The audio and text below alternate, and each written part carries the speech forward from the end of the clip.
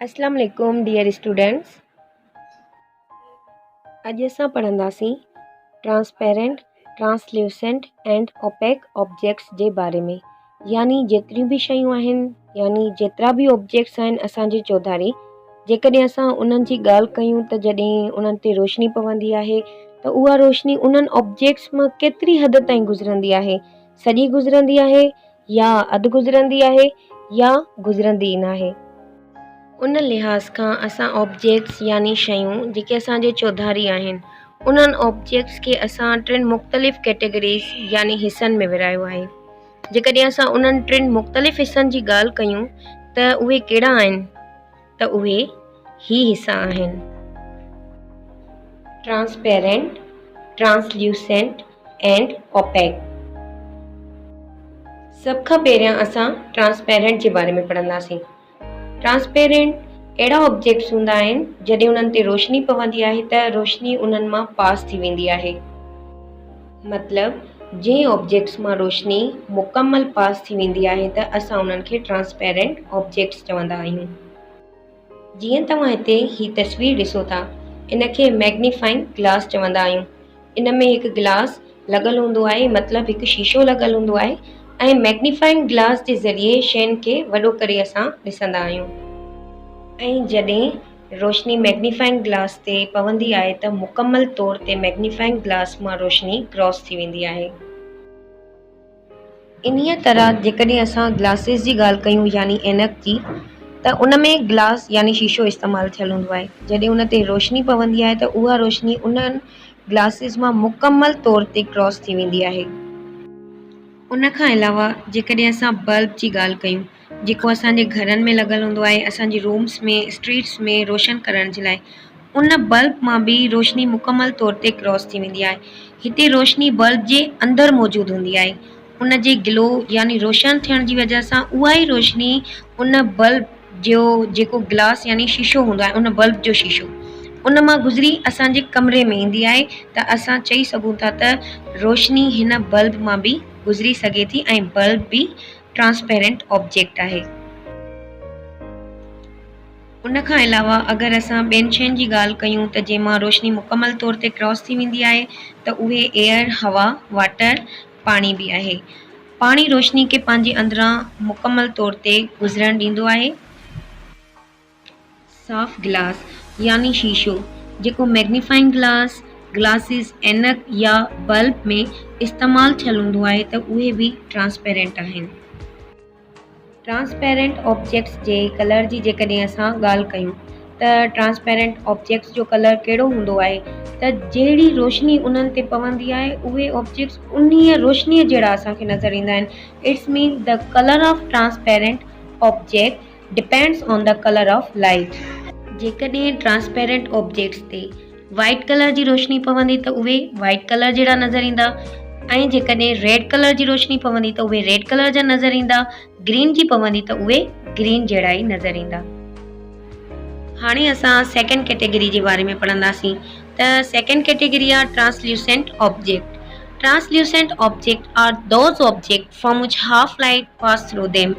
Translucent object translucent शयूं अहिड़ियूं हूंदियूं आहिनि जिन ते जॾहिं रोशनी पवंदी आहे त उहा रोशनी उन्हनि मां अधु गुज़रंदी आहे। ट्रांसल्यूसेंट जा कुझु एग्ज़ाम्पल्स हीअ आहिनि, जीअं तव्हां हिते ही शर्ट ॾिसी रहिया आहियो, जेके असां कपिड़ा पाईंदा आहियूं या शर्ट आहे, जॾहिं उन्हनि ते लाइट पवंदी आहे, रोशनी पवंदी आहे त उहा लाइट उन्हनि मां अधु हाफ क्रॉस थींदी आहे। पेपर बि ट्रांसल्यूसेंट ऑब्जेक्ट आहे। जॾहिं पेपर ते लाइट पवंदी आहे त उहा लाइट पेपर मां हाफ क्रॉस थींदी आहे। तव्हां हिकु पेपर खणो, अगरि तव्हांजे हथ में टॉर्च आहे, मोबाइल आहे, उन जी रोशनी उन पेपर जे पोयां जेॾी महिल तव्हां लॻाईंदव त उहा रोशनी उन पेपर मां हाफ क्रॉस थींदी। जॾहिं हाफ क्रॉस थींदी त सम्झी वेंदासीं त पेपर ट्रांसल्यूसेंट ऑब्जेक्ट आहे। ईअं ई लीफ बि, पन बि ट्रांसल्यूसेंट ऑब्जेक्ट आहे। जॾहिं पन ते रोशनी पवंदी आहे त उहा लाइट हाफ उन मां क्रॉस थींदी आहे। बिल्कुलु उन्हीअ तरह जेकॾहिं असां ॻाल्हि कयूं सन ग्लासिस जी, उन में मुख़्तलिफ़ क़िस्म जो शीशो इस्तेमालु थियल हूंदो आहे जेको रोशनी खे मुकमल पास न थियणु ॾींदो आहे। इट्स मीन त सन ग्लासिस बि ट्रांसल्यूसेंट ऑब्जेक्ट आहे। जॾहिं गर्मियुनि जो मौसम थींदो आहे समर सीज़न में काफ़ी माण्हू सनग्लासिस इस्तेमालु कंदा आहिनि छो त समर सीज़न में सिज जी रोशनी जी तपश हद खां वधीक वधी वेंदी आहे। उन्हीअ तपश खे घटि करण जे लाइ पोइ माण्हू सनग्लासिस इस्तेमालु कंदा आहिनि। ही सनग्लासिस कुझु रोशनी खे गुज़रणु ॾींदा आहिनि जंहिंजे करे असां ॾिसी सघंदा आहियूं ऐं कुझु रोशनी खे पास न थियणु ॾींदा आहिनि जंहिंजे करे असां आसानी सां सिज जी रोशनी में असां घुमी सघंदा आहियूं। हाणे असां थर्ड कैटेगरी जे बारे में पढ़ंदासीं जेका आहे opaque. Opaque are those objects from which light does not pass through them.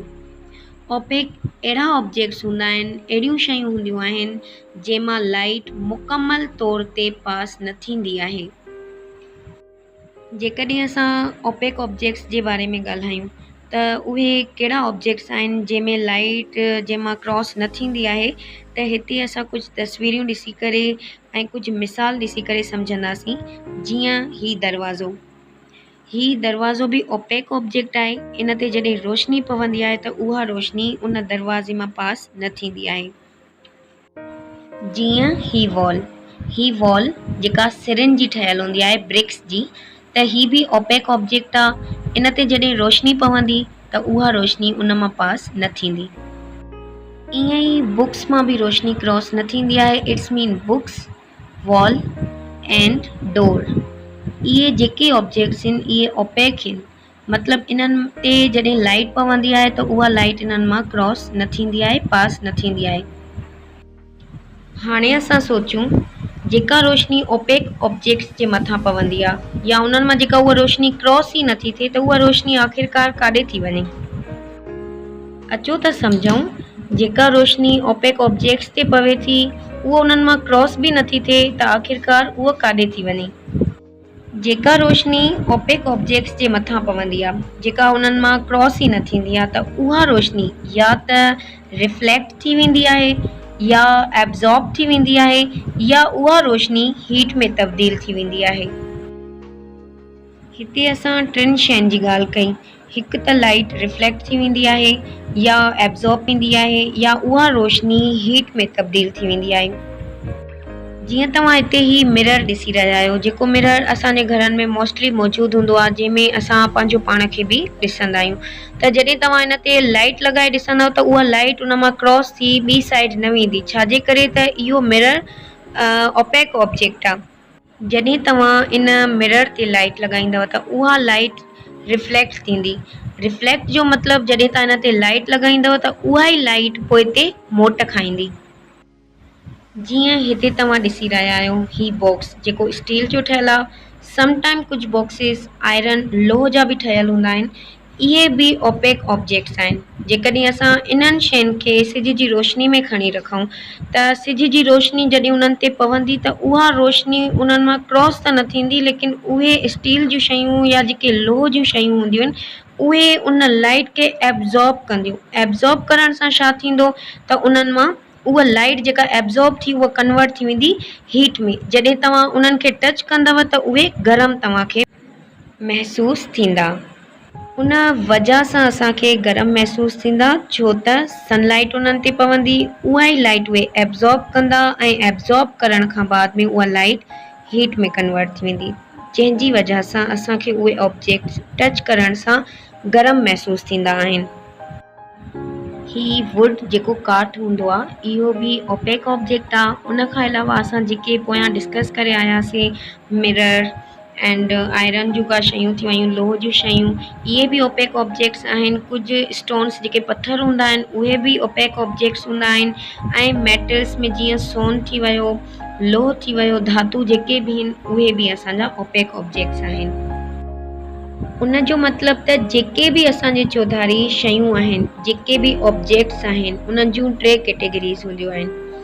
कुझु ऑब्जेक्ट्स मां मुकमल लाइट क्रॉस थी वेंदी आहे जंहिंखे असां ट्रांसपेरेंट चवंदा आहियूं, ऐं कुझु ऑब्जेक्ट्स मां हाफ लाइट क्रॉस थींदी आहे जंहिं ऑब्जेक्ट्स खे असां ट्रांसल्यूसेंट चवंदा आहियूं। ऐं कुझु ऑब्जेक्ट्स मां मुकमल तौर ते लाइट क्रॉस न थींदी आहे त उन्हनि ऑब्जेक्ट्स खे असां चवंदा आहियूं ओपेक ऑब्जेक्ट्स।